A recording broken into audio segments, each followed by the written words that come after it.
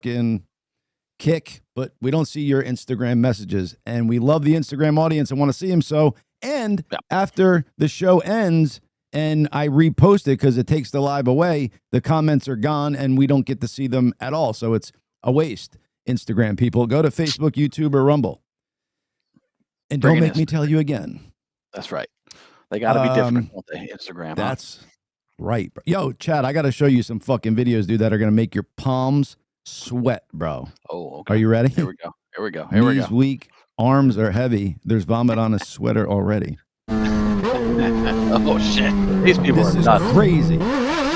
Watch how fucking close he gets multiple times. This is crazy. Jesus fucking God. Look at this. This is not done, dude. Why? It's so dumb. Look how tight that is, bro. It's fucking crazy.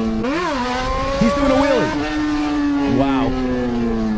I'm going to pause it 1 second, Chad. All it takes is for, somebody try to get over in that lane. And he's fucked, bro. One person, yep.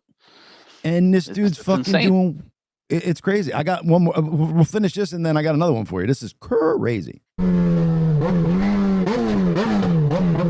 Almost hit there.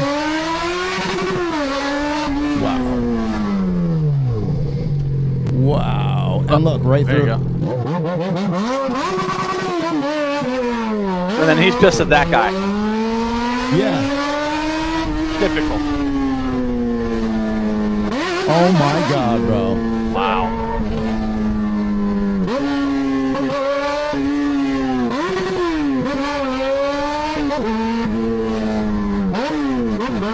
Wow, bro.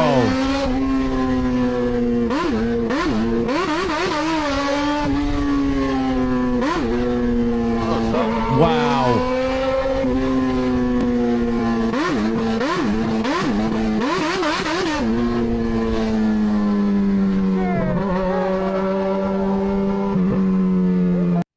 Now, go ahead. Go ahead.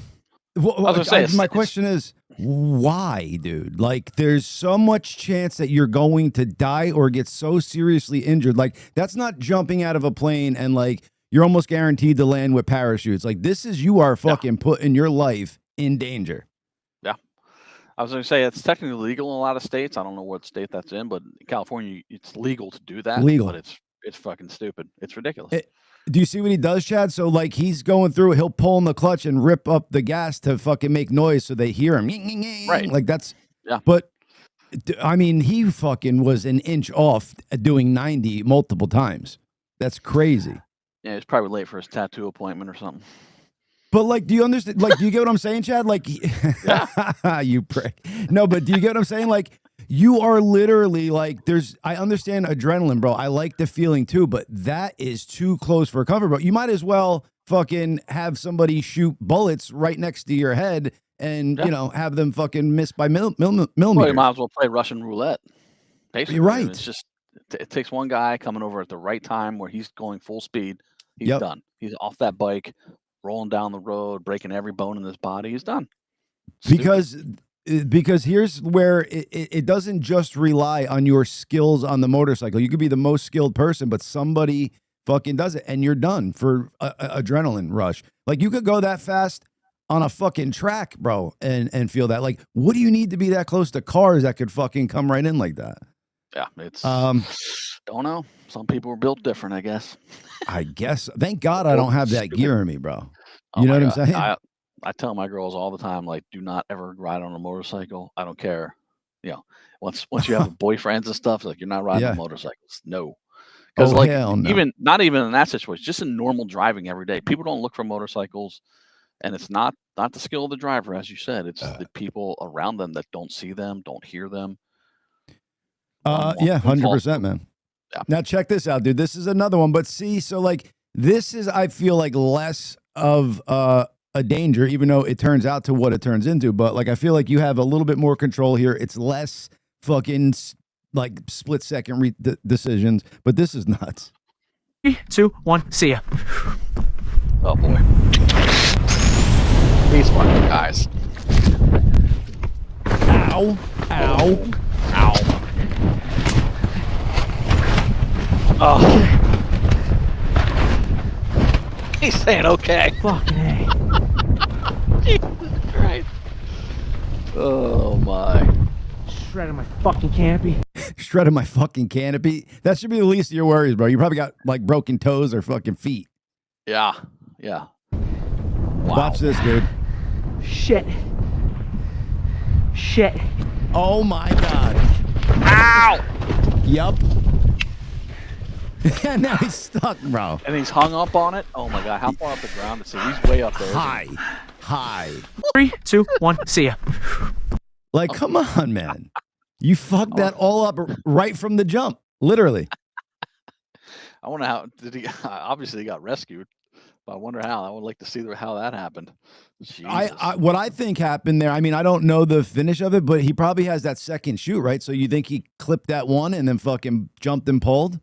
I mean, who the fuck is rescuing him off of that fucking, they have to climb a fucking straight up rock to get him. It was like he hit a...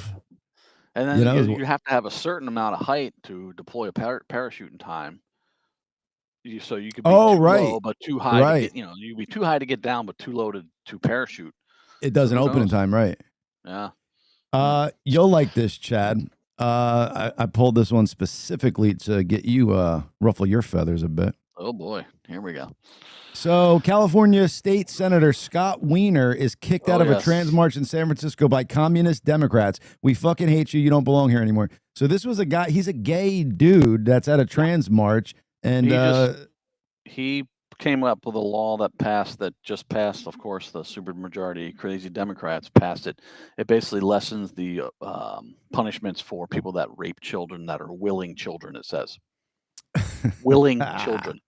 Yeah, you can't rape the willing, but they're willing children. You fucking That's what retard. It says in the bill. Willing children.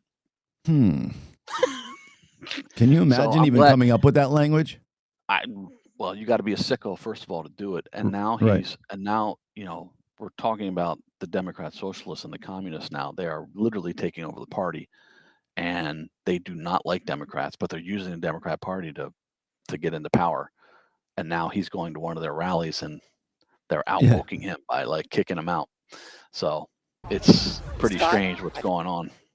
I think your legislation on this guy talking to him like is fucking foaming at the mouth after a minute. Protecting queers on the sex offender registry is fantastic.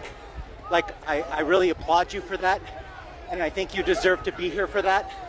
But I think your housing policy, and specifically your housing policy aligning with GIMPs. And I think your policy. What are GIMPs? Who fucking knows? These people have all their stupid fucking terms they use. And Bobby, look up GIMPs. Please. Genocide in Gaza. He should use his AGI to look up GIMPs. Yeah. Now watch this, Chad. This guy starts literally foaming at the mouth. Like I feel as he's holding the camera, like he's doing everything in his power to not like put it down and like start biting this dude's head off. Sweet. Gaza, it's terrible. I think you do not belong here. I think you do not belong here. You do not belong here, Scott, anymore. It sucks because you've been wonderful. You don't belong here, dude. Like how these people who want to be included in everything are telling somebody he doesn't belong here. Well, but they want to be included in. It's wonderful for trans people, and you've been terrible. And you've been terrible. You've been terrible. You've been terrible on Gaza. It's like I would feel bad for this dude, yet he came up with that bill against little kids. So it's like, go fuck yourself, wacko. I have no. You do not belong here anymore. Right. Scott, and it breaks my fucking But normally you would feel bad for somebody who's getting berated like this for fucking nothing. You know what I'm saying? Like they're just fucking crazy. It's mental illness. It breaks my heart. It sure is. It breaks my heart. What is this little elf doing too? In a fucking, you see this? This little elf in a jihad fucking outfit? So fucking terrible on Gaza. Scott, do you have anything to say? You hear him, Chad? He's foaming. To say about Gaza? Oh, I hear him. Yeah, it's fucking crazy. How? Whatever, man. They're all losing their shit about Gaza. They're all, great. Yep. This scares me, dude, and I don't think this is AI, bro. So get ready for this. Don't go to the Amazon because you might find this big bad man. Watch this video, bro. You ready? Look at that. That's swimming, bro. Is that not AI? I don't think so, dude. It says they can be huge. I checked Google, and it says it's not AI. Bobby, run that through. What ray is it? Stingray, bro. The kind that got fucking the alligator hunter. Oh, that's the giant stingray? What was that? Is it freshwater? Is that Amazon or where is that? Yeah, Amazon. So, Bobby, check that, dude. Huge freshwater stingray filmed in Brazil, as big as a boat. Is it Brazil? Another reason not to go to the Amazon. Yeah. Check this out, dude. God is the most beautiful landscape setter. Check this out. Oh, yes, he is. Amazing. Look at that, bro. That's wild. A volcano getting struck by lightning, man. Yeah. It's pretty common when they go off to get struck by lightning. Don't tell me it's common, bro. Well, check this out. Oh, Bobby says he posted Gimpy slang for week. Okay, cool.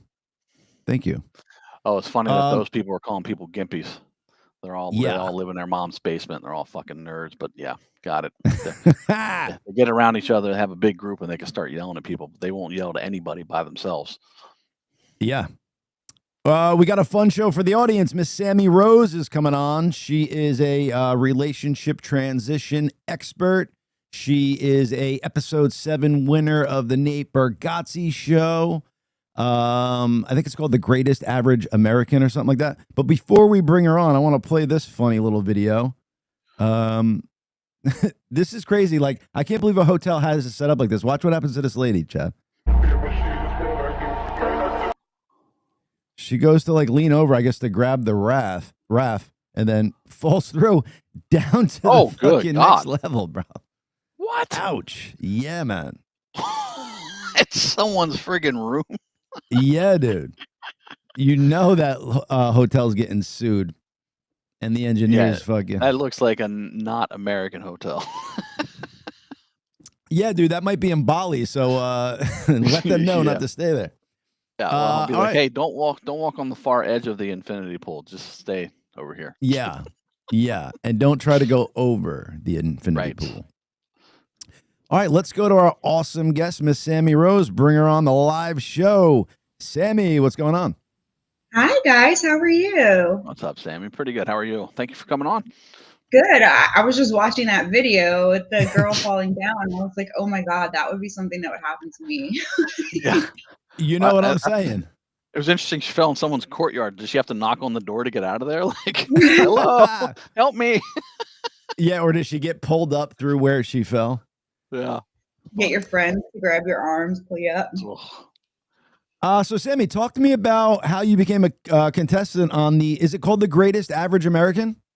Yeah, it's called The Greatest Average American. So basically, after my divorce, I moved to Florida, and it was the first time in my life that I had a moment to actually think about who I was and what I wanted to do with my life and what do I want. And I spent a lot of time at first really healing myself and working on just being the most authentic version of myself. And then when I felt so confident in this authentic version of Sammie, I was like, okay, now what am I going to do next? And I started to just send out some auditions, little applications.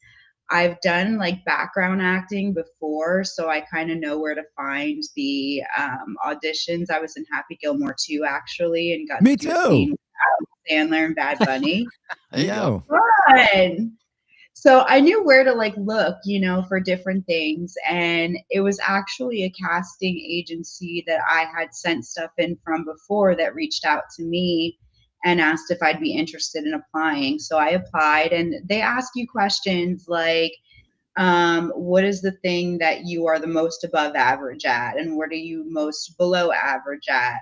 And for me, my answers definitely reflected my personality, because I'm I am above average at scoring front row tickets to Backstreet Boys concerts.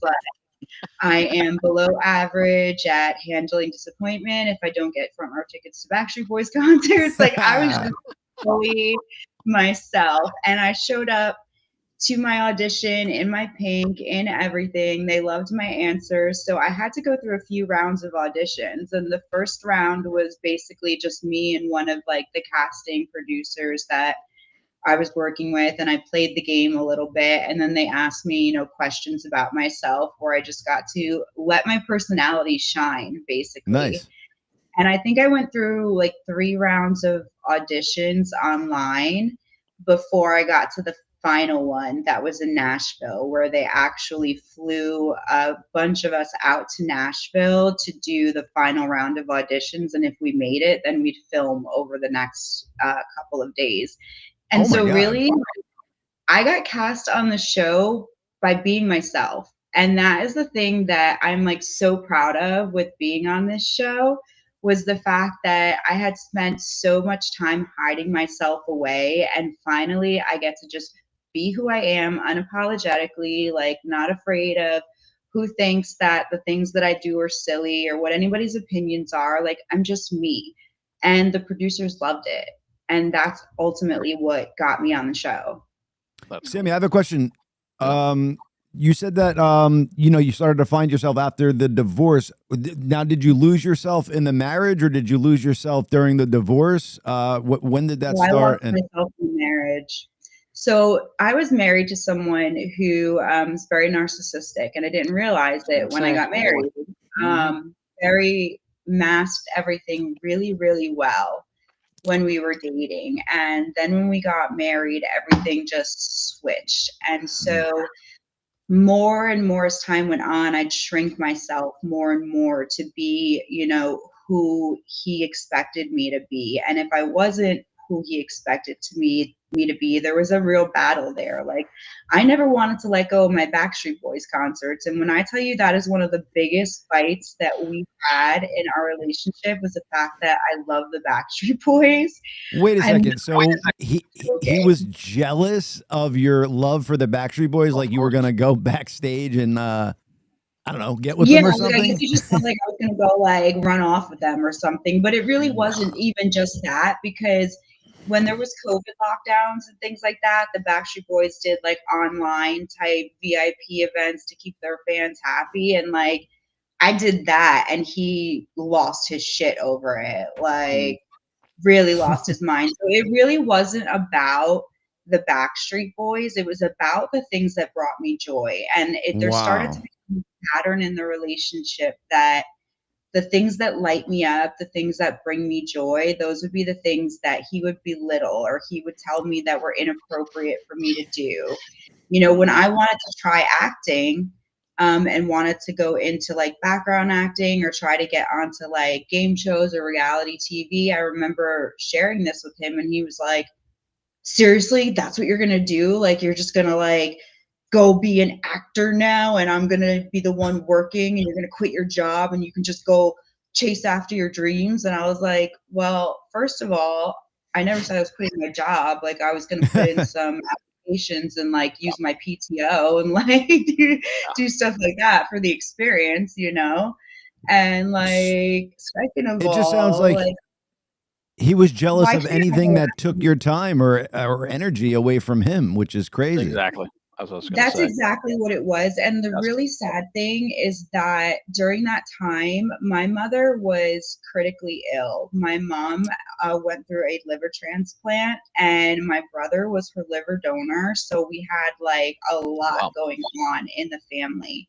I was in charge of my mom's medical care, and he made my life hell over it because I wasn't there to give him the attention. Like, I remember him telling me at one point, saying, I don't resent your mom for being sick. I just resent this situation because it's got our lives on hold now. And I'm like, who the fuck's life is on hold right now? Because mine is still going, and it's a nightmare. Right. Like, it's a nightmare. But to him, because the attention wasn't on him, because it wasn't all about, him and our relationship being the only thing that mattered, it was constant fights, constant belittling. And I shrunk down so small. And then my mom passed away 19 months after her transplant. Oh man, sorry. Her appendix burst, unfortunately, Oh, wow. and she wasn't able to recover from it. Mm. And that was an experience that destroyed me for a while. It's like one of those experiences that it cuts your life into like two, where there's a before and there's an after. And there is a Sammie that existed before my mom passed away, and there's one that exists after. Mm-hmm. And for a while, the grief was so overwhelming. But funnily enough, the thing that started to help me to see that I could pull myself out of that and also help me to find myself a little bit again was going to a Backstreet Boys concert, which I had to fight for like crazy. But everything opened back up after COVID, and I had already had tickets for a show that was supposed to be before COVID. So I didn't have to, I still had to fight about going to the concert, but it was just about the fact that I already had the tickets. But I remember going with one of my friends, and I remember driving there and for a minute thinking like, this just feels weird, like going to have fun when my mom is not around anymore. Like it just feels, and it had been like a year since she passed away, but it just felt like, how could I go enjoy anything when my favorite person is no longer around? Like it just seems wrong. And I also then remembered, but my mom would hate for me to spend my whole life absolutely miserable. And, you know, so I remember going to the show, and I remember feeling so much joy. Like the minute that the music started, the crowd started, I was just like, it was like a spiritual experience almost, because I hadn't felt that kind of joy since before my mom had passed away. And it felt so freeing. And then even in that moment, they sing a song, Show Me the Meaning of Being Lonely, that's about loss. So of course I'm like bawling my eyes out, but it taught me that it's possible to hold space for grief and for joy at the same time. Like that experience was like, wow, this is really possible to do. And for me, I realized I feel like the most like myself when I'm at these concerts. You know, I go to like Backstreet Boys concerts, I go to 90s conventions. Like I love the 90s. I love the nostalgia, and it absolutely just lights me up. And that's kind of how I started finding my way back little by little. Even in the relationship, I'd have to fight for my joy, you know, and that's not a healthy relationship when you have to fight for joy. Was there no red flags before you got married? Because it just seems like a serious switch it's called love bombing, John. It's called love bombing. It's called love bombing. I honestly, how they get you in. So I journal a lot. Like I'm a big writer. And I actually looked back in my journals to see like, where did things change? Where did I notice anything? Did I notice any red flags earlier? And like, he was so good about being there for everything. Like I had problems with anxiety. My ADHD was undiagnosed at the time. So I was living with that and trying to cope with it, not realizing it. And he was just, if I had a panic attack, he was there. He was comforting. Like he got along with my family. He was like the perfect man. I had the most perfect engagement where he proposed at sunrise on the beach. He had a photographer that was there that could take pictures. Like it was a dream. So wait, I have a question now, because now I'm wondering, like, is it possible for like somebody's love to grow to the point where they're fucking squirrely like that? You know what I'm saying? Like, because if you didn't notice anything beforehand and he was doing all this like great stuff for you, like something must have switched. There were some signs though that I wouldn't have realized were signs then. So I remember there was one point I wrote in my journal, and it was after we got engaged. That's where like some of the cracks started to slip in. After we got engaged, I remember writing that I felt like we were going through growing pains. For some reason, like I find myself in arguments with him and I'm not understanding why. I'm just left flabbergasted on how these arguments started. And I guess the nothing argument. The most Yeah, fun and I argument. just I guess we're in a season of growing pains, and I blamed myself. I was like, I need to just be more patient. I need to try and be better with my emotions. I need to understand that it's probably stressful to be planning the wedding and just like put it all on me. And then Wait, like he was stressed planning the wedding? Like you were, or like you I were thought stressed? maybe he was stressed. I thought maybe he was stressed with the wedding coming up and everything. Like maybe there was just Sure. a lot of stress on him. But when Gotcha. I look back, there were signs that I missed. Like there were times where he said, you know, I'm afraid that if we get married, that you know, eventually you're going to realize that I'm not good enough for you and you're going to leave me. And I was like, well, that's like really like silly. Like, I mean, there's almost anything you could work through. Like, are you going to hit me? Are you going to cheat on me? He's like, no. And then I was like, well, then I don't see anything we can't work through, because I didn't realize how much you can be fucked within your head without anybody laying a hand on you.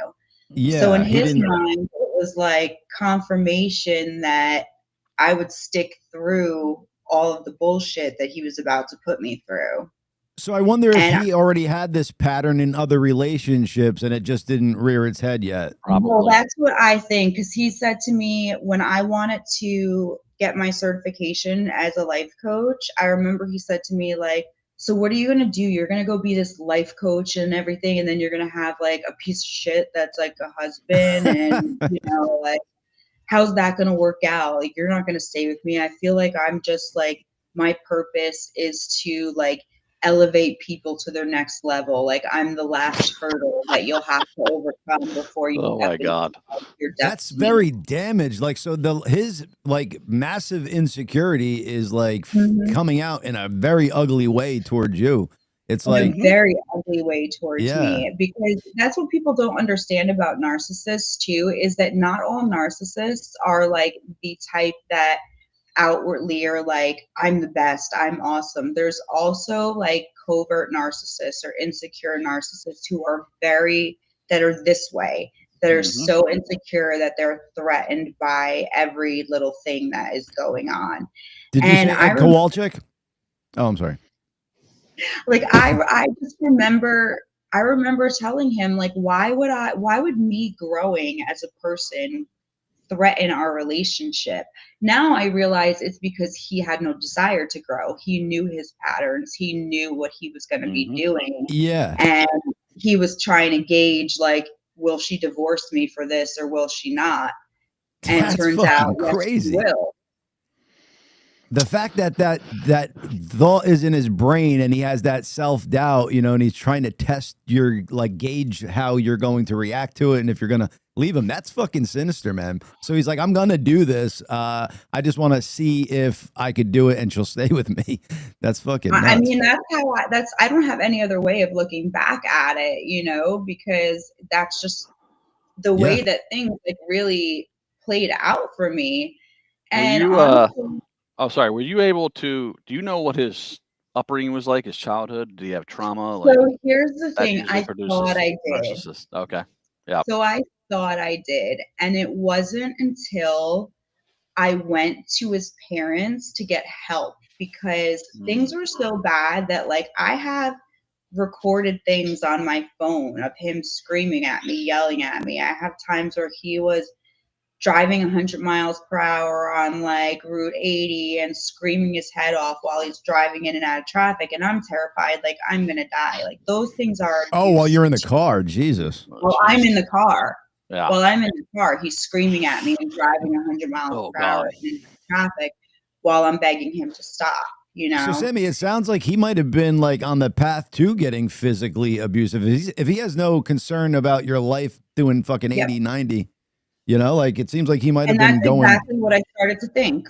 I started to realize that this could turn very physical. And one thing I'm so thankful for is the fact that I love therapy, and I had been in therapy since my mom had gotten sick. So at that point, I'd been in therapy for like 4 years, like straight. And my therapist a couple of times had asked me, you know, have you ever thought of reaching out to Jersey Battered Women's Services? Because what you're experiencing, it sounds a lot like an abuse. And I'm not an abuse expert, but I think you should speak to an abuse expert.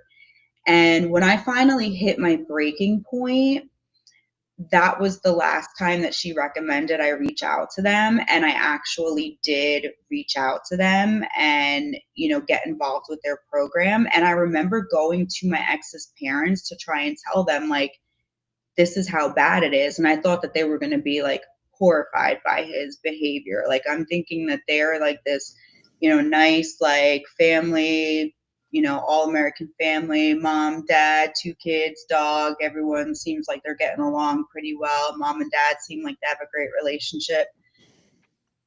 Rose-colored glasses shattered that day, because when I started telling them the stuff that was going on and even played the recordings for them, I got his dad defending him a lot and saying, well, you just don't spend enough time with him, and he's just lonely, and he's just this. And then his mom kind of saying, she's trying to tell us that she does those things and she's trying, but she can't, and he's making it difficult. And I realized in that moment, I was like, oh, his parents' relationship dynamic was a lot like my They enabled it, and their relationship dynamic was a lot like my mom and dad, except my mom left and, you know, didn't tolerate that and whatnot. Right. But I started to realize, like, oh, so he was a chip off the old block. The dad probably treated the mom very similar. Was the dad narcissist too? Exactly. And I would have never guessed. I mean, his father, like, treated me like I was his daughter, like, the whole time, which is why I felt like, okay, I can go to these people and I can, you know, tell them what's going on, and maybe they'll get him help and they'll help me. But no, it was like, you know, you're just not doing this for him. You're just not doing that for him. I don't understand why you guys can't get along. You used to be like the perfect couple and everything. And I'm like, I don't understand why we can't get along. But it's funny, my final straw came when we were arguing about a concert, because I went to see AJ from the Backstreet Boys and Joey from NSYNC on tour together. You whore! Oh, I'm sorry. I know, literally. And I tried to, you know, I was trying to like bring him into my world. So there's this one part where Joey does like Tearing Up My Heart in like a Frank Sinatra style. And my ex liked Frank Sinatra. So I was like, oh, maybe he'll, you know, like this. Let me show him like how innocent these shows are, you know? And so I'm playing the song for him, and Joey hits a high note, and like everyone's like cheering. And I'm like, yeah, Joey. And he's like, is that you screaming for another man? Oh, God. And I was like, are you kidding me? Like, yeah, I'm a good fan. Like, I'm going to be front row screaming my head off and dancing. Like, that's what I do. It turned into the biggest argument. And I ended up finally saying, you know what? I think you're trying at this point to push me away, because I think that it would be easier for me to leave than for you to have to actually deal with all of your insecurities that are causing you to act.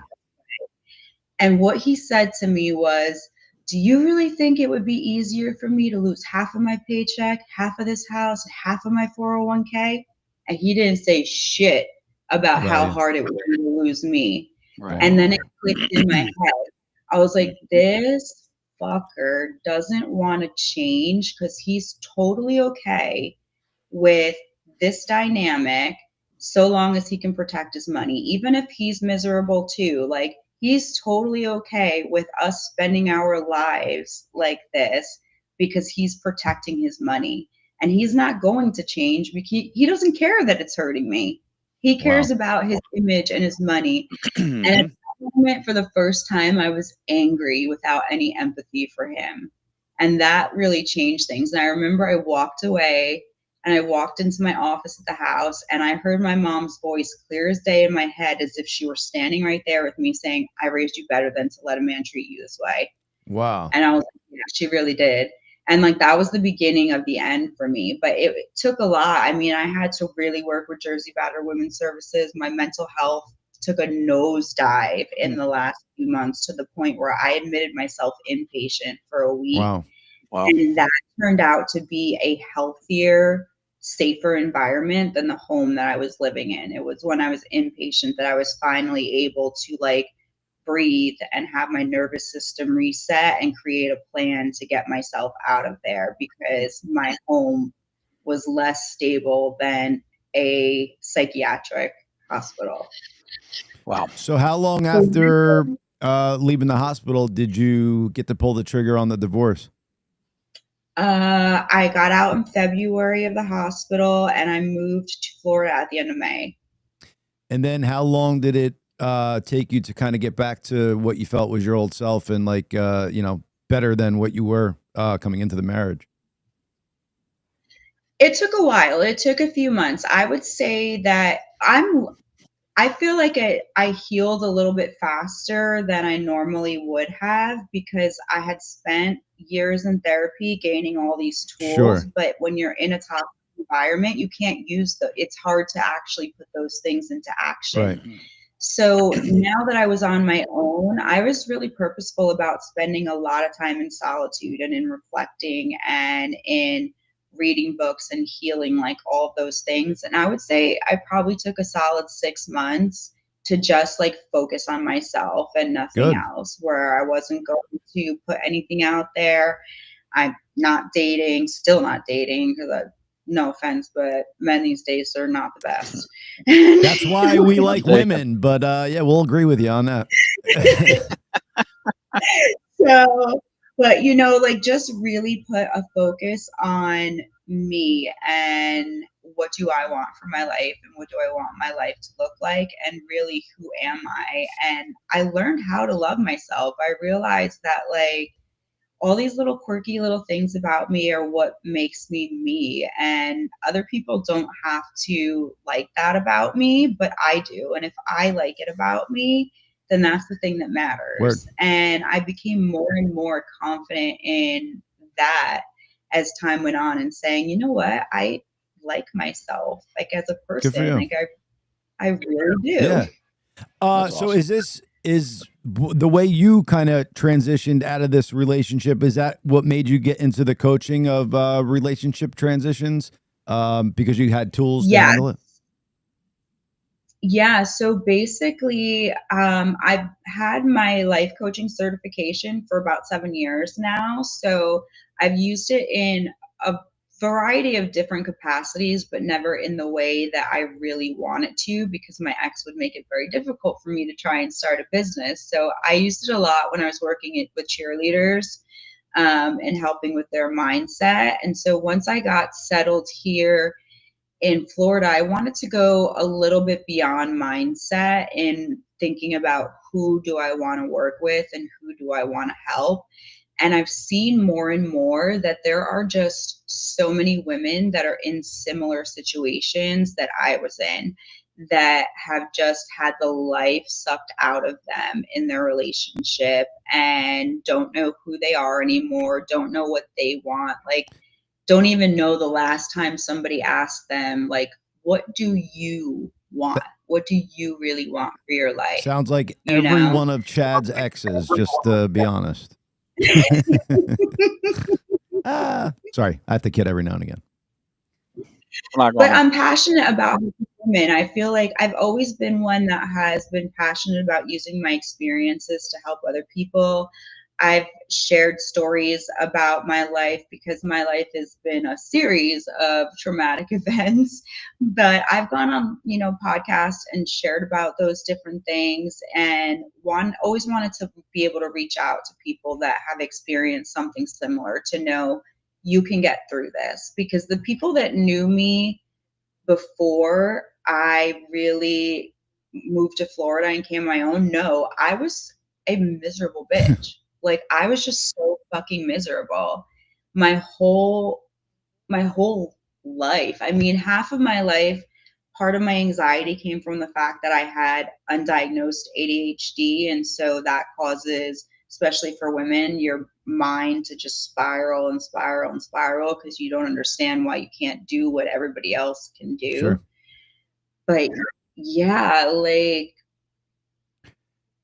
I just have always felt like our stories are powerful, and I want to be able to use what I've experienced to help others that have been going through things to know that you can get through it too. Like if I can, then anybody can, because I never I hoped but never imagined I would live a life that I absolutely love. Like, I was convinced for a while, like, okay, life is just meant to be hard and survived. And now I realize that life is not meant to just be survived. Life is, you're supposed to Live, thrive. Like, baby. life is supposed to be fun, exciting and joyful. And that's what I do with my life now. I make it fun and exciting and joyful. How long ago did this relationship end?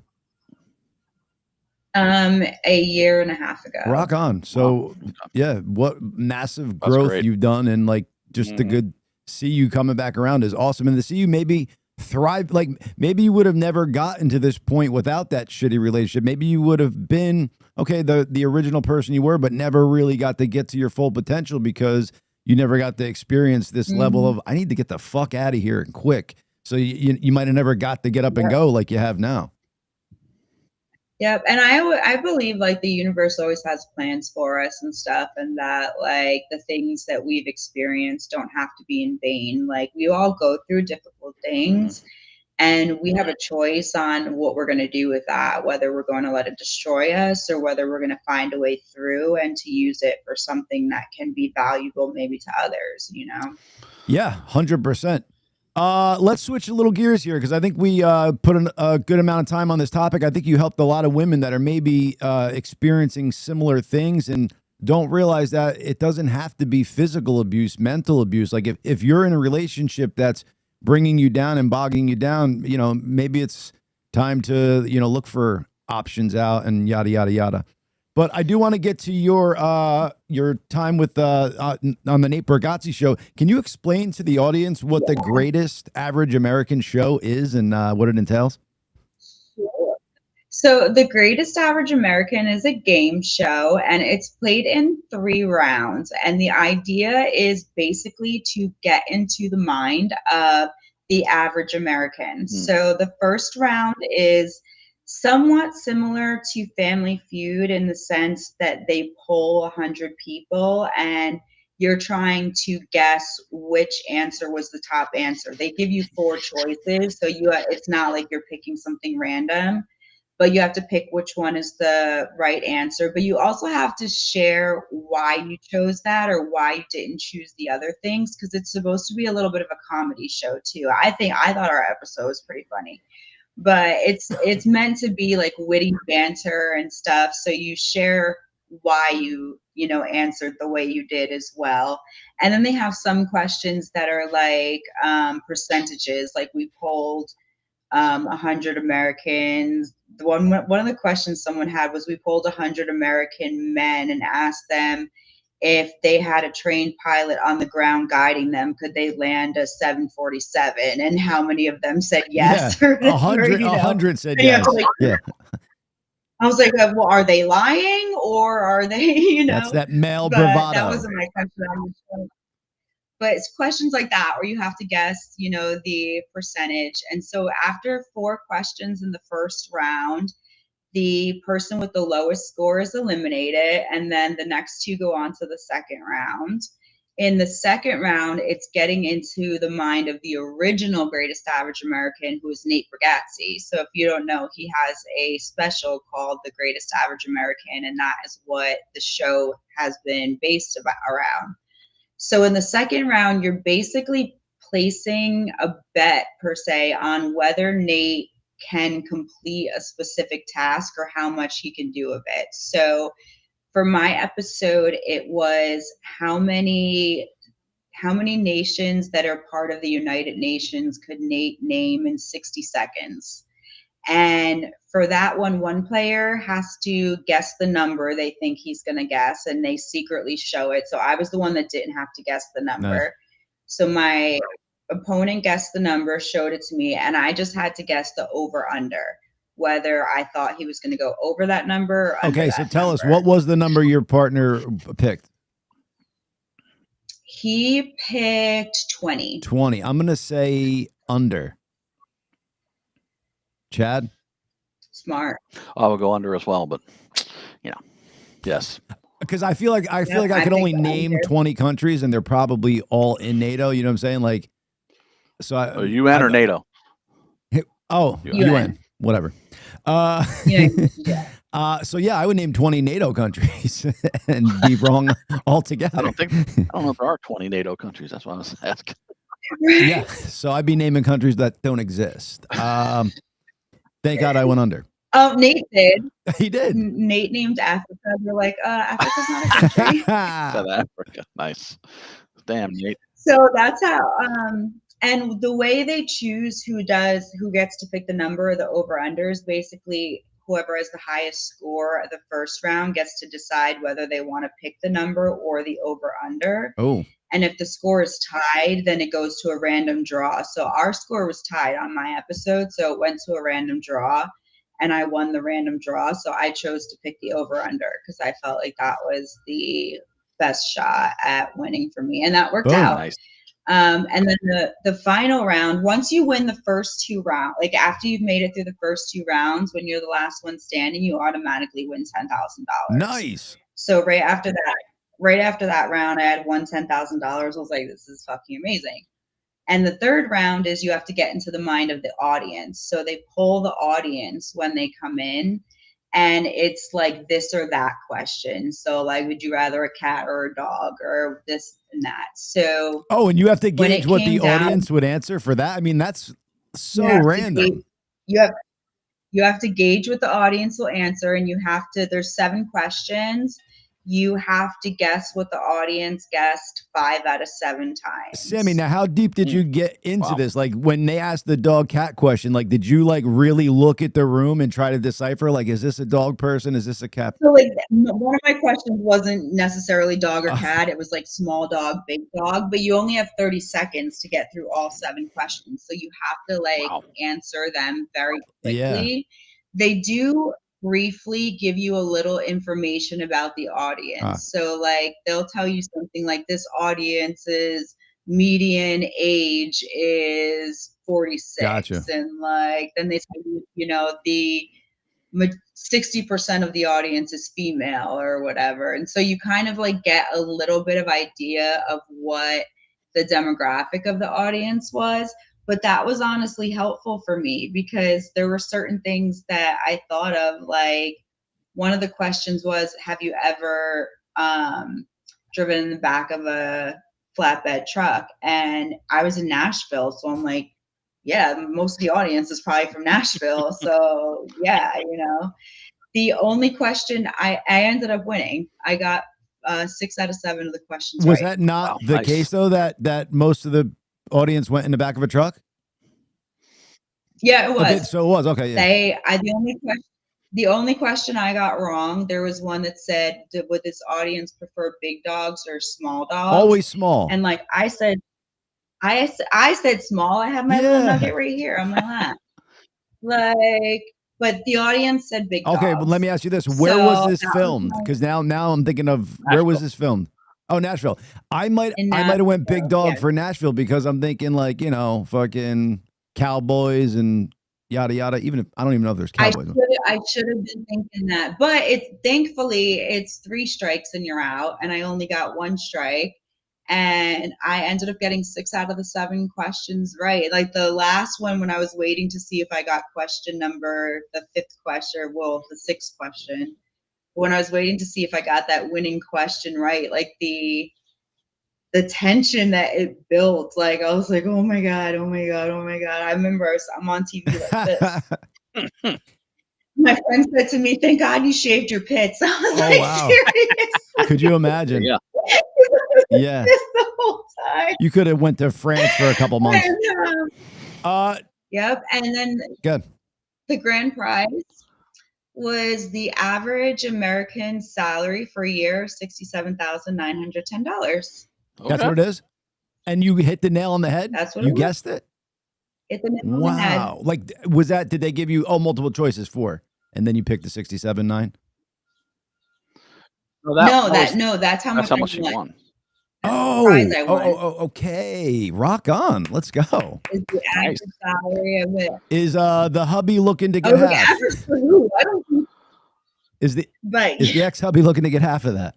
She would have never got on that show if she didn't leave me. You want to know what's so funny is when I won, the first thing I did when I got home was email my lawyer to make sure that like my winning would not mean that he could stop paying my spousal support because motherfucker owes me spousal support and there's no way in hell I'm letting that go because I earned that shit. Wow. Like I put in so much emotional labor with that and he made it so difficult for me to do other jobs that could have made me money. I'm like, just if you weren't like such an insecure narcissist, like I could have done all of this stuff and been a good wife still and loved him and been a good wife and still like enjoyed life with you. But he was so threatened by anything that put me in a spotlight that basically he created a self-fulfilling prophecy where he was afraid that you would leave. You know, me going to Backstreet Boys concerts and me trying to like pursue some of my dreams were going to cause me to leave him. And so he started acting like that happened already, which caused me to be like, no, I'm out of here. Like, I am not going to put up with this any longer. It's just like, I guess it's just wacky to me that like he knows this going in, yet he, in the beginning of the relationship, is so good at hiding it that it means he can suppress those feelings somehow and not let them like get the better of him. But somewhere along the line. Yeah, they're there. That's another red flag I missed. Like early on when we were dating, he said to me, I'm just worried that I can't give you 100% all the time. Like I can't be on and give you 100% all the time. And I'm like, nobody has to give anybody 100% all the time. And again, that's not the way I'm thinking. I'm thinking of like your energy, your time, your attention, you know. But what he meant was I can't keep this mask on 100% of the time. Yeah. Like, I can't keep this charade going much longer, lady. So I had a question. Was he cheating on you? So I don't have proof that he was, but I am 90% positive that he was going to strip clubs, and for two reasons. One, he used to tell me all the time that going to Backstreet Boys concerts was like him going to a strip club because I had said I didn't exactly like clubs. Yeah. So since I didn't like strip clubs and he said he wouldn't go to strip clubs because I didn't like it, then I under the same sense, shouldn't have gone to Backstreet Boys concerts that because is fucking mental gymnastics to get where he's going, man. Him getting grinded on by a chick and fucking with her boobs out in his face is the same thing as you going to a Backstreet Boys concert is crazy thoughts. Singing I'll Never Break Your Heart. The reason I asked that was because I saw this great meme when I was going through my whole ordeal, and it's like there's no one more single than a married narcissist. Yep. And there's a couple of things that happen that like I didn't keep pushing it in the relationship. There was a time he went out with two of his friends, like one that was a guy and a girl that he's known since high school, but then like didn't come home, and I was calling him and I couldn't like get a hold of him. And when I finally got a hold, the next morning I was texting his friend. I'm like, you know, where's my husband? You know, like he hasn't been here. I can't get a hold of him. And then finally, like 5 minutes later, he calls me. He's like, oh, my phone died. Me and Keith had to stay at our other friend's house, who's a girl. She passed out, you know, we all passed out. We slept on the, you know, me and my friend, like the guy friend slept on the couch together.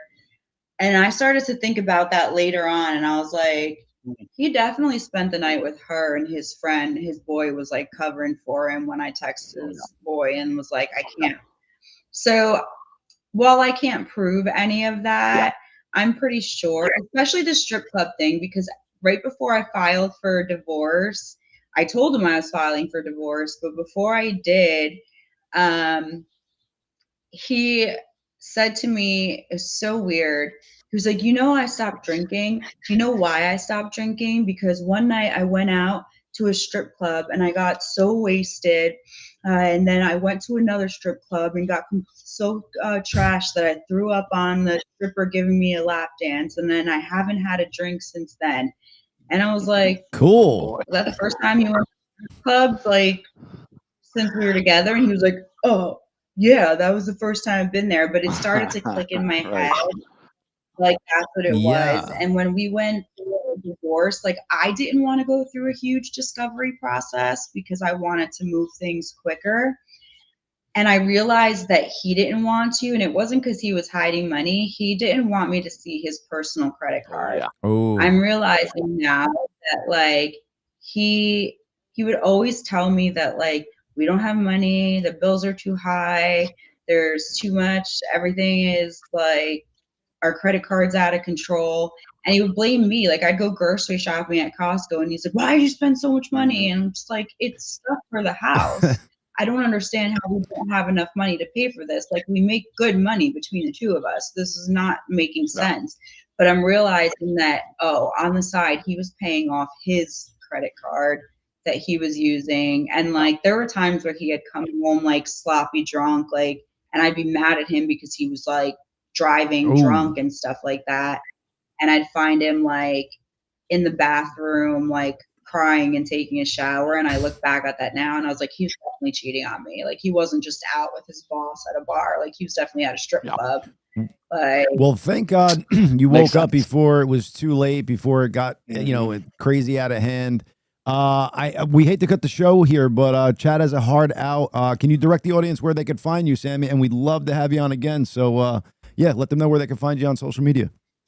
Yeah, definitely. So you can connect with me on Instagram. It's Sammie Rose 1010. It's spelled Sammie. And then you can also look me up on LinkedIn if you want it. If you're someone that is going through something similar to what I've experienced, I would love to talk to you. Just look up Samantha DeMarco on LinkedIn and I'm right there. And you can also, on Instagram, catch me at Sammie Rose Coaching. Boom shakalaka. Thank you so much, Sammie. We're definitely going to have you on again if you would come on. And folks, go check her out. Love her story. Thank you again, Sammie.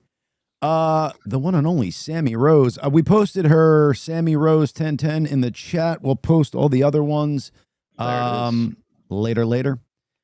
Great story, man. Yeah, absolutely. Yeah, we just touched the surface with it. I didn't think I didn't know where we were going to go with it. And then, I figured it was going to be a little lighter show, but I'm glad we touched the surface on all that and gave the audience it's good some to give awareness to any other women that are out there in that situation, or men for that matter, because, it happens to men too. Very true. It certainly does. Mental abuse could be just as bad as physical abuse. So remember that, folks. Let's bring on Bobby real quick, have him say goodbye to the audience, and then bid them adieu. Bobby, what's that? I just want to show you guys a couple of things real quick. We don't have time. Yeah, I got to hold on. I got an hour at 11. Just say goodbye, Bobby. We don't have time. All right. I'll just shut you off. All right. Save it for Goodbye, next week. everybody. Sorry, Bob. Like, share, subscribe. All right. I'll save it for next week. There you go. The one and only Bobby. All right, Mr. Gracie. Let's say goodbye. Peace, brothers.